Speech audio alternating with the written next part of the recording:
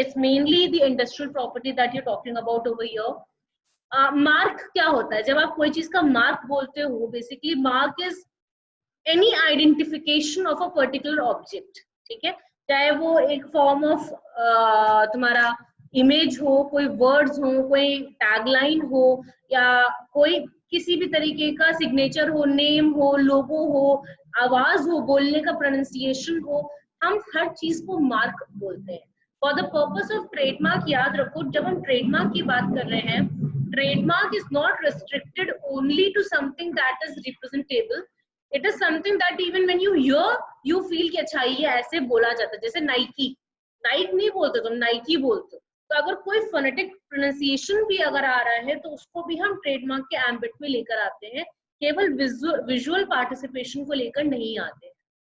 Before we move ahead with this, the very basic simple सा एक concept है trademark का, बहुत सिंपल सा. Trademark is nothing, it is just a mark which is identifying, which helps you to identify that particular good or service that you're looking at is related to a particular proprietor. क्या बोला मैंने? Mark क्या होता है? Mark is just a relationship, it's an identification which helps you to establish a relationship between the goods and between the proprietor of the mark या proprietary owner of the mark. मतलब जैसे अगर मेरे हाथ में एक जूता है, उस पे एक टिक लगा हुआ है, the moment I see that shoe with a tick on it, I will know that ये particular shoes किसको belong करते हैं? नाइकी को belong करते हैं, ठीक है. या अगर किसी particular चप्पल पे BATA लिखा हुआ है, तो मुझे पता है कि ये चप्पल किसकी प्रोडक्ट है? बाटा की प्रोडक्ट है. तो क्या हो रहा है? उस मार्क से क्या कर रही हूँ मैं? मेरे सामने अगर कोई किसी चीज का प्रोडक्ट पे मार्क आ रहा है, तो मैं उस मार्क की वजह से उस पर्टिकुलर प्रोडक्ट को एक पर्टिकुलर प्रोप्राइटर से ओन कर रही हूँ, रिलेट कर रही हूँ, जो उस मार्क को ओन करता है. समझ में आ रहा है? जब मैं कोई प्रोडक्ट देख रही हूँ, उस प्रोडक्ट पे मैं वो मार्क देख रही हूँ, तो मैं ऑटोमेटिकली क्या कर रही हूँ?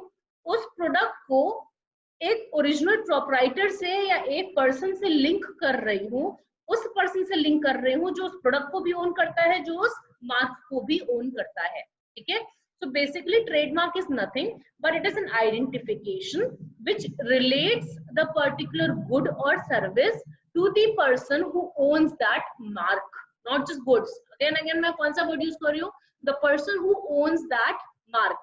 जो person उस mark को own करता है, मैं उस person से उस particular good को relate कर देती हूँ जो मेरे सामने है, जिस good के ऊपर वो mark बना हुआ है. जैसे अब मान लो टिक वाला ही साइन है तुम्हारा, नाइकी का ही जो मार्क है, नाइकी का मार्क अगर मेरे सामने किसी शूज पे होगा तो भी मुझे पता रहेगा कि वो नाइकी के शूज हैं. वही मार्क टी शर्ट पे होगा तो भी मुझे पता रहेगा कि ये टी शर्ट नाइकी की है या टाटा की है. टाटा की इतनी सारी सर्विसेज है, टाटा की तुम्हारे पास चाय भी है, टाटा का तुम्हारे पास साबुन भी है, टाटा का तुम्हारे पास अनगिनत पीसेस की ढेर सारी चीजें तुम्हारे पास है. But how do you know that all of them belong to Tata? Because you see that TA written over there, right. तुम्हें पता है कि चाय भी टाटा की है, तुम्हें पता है साबुन भी टाटा का है, तुम्हें पता है कपड़ा भी टाटा का आता है. कैसे पता है तुम्हें ये सारी चीजें? क्यों? क्योंकि तुम वो साइन देखते हो, तुम वो मार्क देखते हो. तो ट्रेडमार्क का जो सबसे इंपॉर्टेंट एक एस्पेक्ट आ जाता है, वो केवल goodwill is different, that is from the point of view of business, from the point of view of the consumer. पहली चीज जो ट्रेडमार्क करता है वो ये करता है कि it helps you identify the origin of the goods, origin of the goods और सर्विसेज. क्या मतलब? कि वो गुड्स या वो सर्विसेज किस कंपनी से आ रही हैं, आप उस चीज को आइडेंटिफाई कर लेते हो as a consumer merely by looking at the mark. Once you have identified the origin of the goods, automatically what do? You have a predetermined notion about the quality of the goods. अगर मुझे पता है CCD कहीं लिखा हुआ है, CCD का जो लोगो है मैं वो देखती हूँ, और मुझे पता है कि वो उस ग्लास में CCD, एक ग्लास है मेरे हाथ में, उस पे CCD का लोगो बना हुआ है, तो मेरा बट ऑब्वियस है कि एक दिमाग में ये बन जाएगा, अच्छा ये कॉफी CCD की है तो ये कॉफी अच्छी होगी टेस्ट, राइट. क्यों? क्योंकि ये CCD की है. तो क्या किया? जैसे ही मैंने वो ग्लास देखा with the logo of CCD, पहली चीज मेरे दिमाग में क्या आई? ये कॉफी कैफे डे की कॉफी है, ठीक है. जब CCD की कॉफी है मुझे पता चल गया, तो दूसरी चीज मेरे दिमाग में क्या आई? कि CCD की कॉफी अच्छी होती है, तो ये CCD की कॉफी ये अच्छी हो.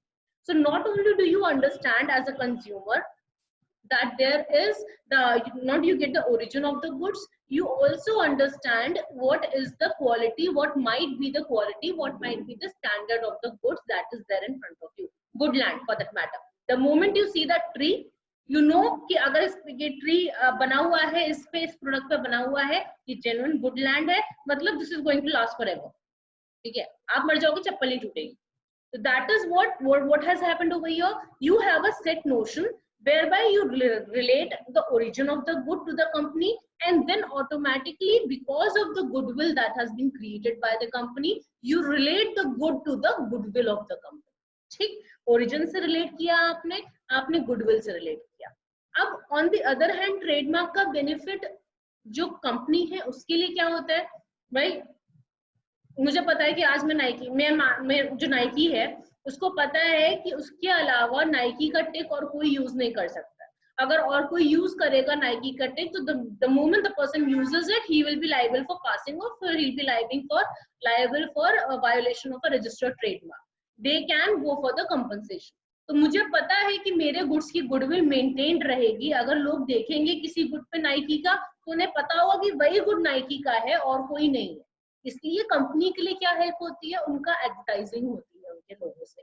उनको वो अपनी गुडविल को एक्सपैंड कर पाते हैं लोगों में. They are insured that their goods reach the masses, and their goods reach the masses with the goodwill as well. ठीक है, तो trademark per se has a twofold phenomena when you are looking at from the point of the consumer or from the point of view of the business as such.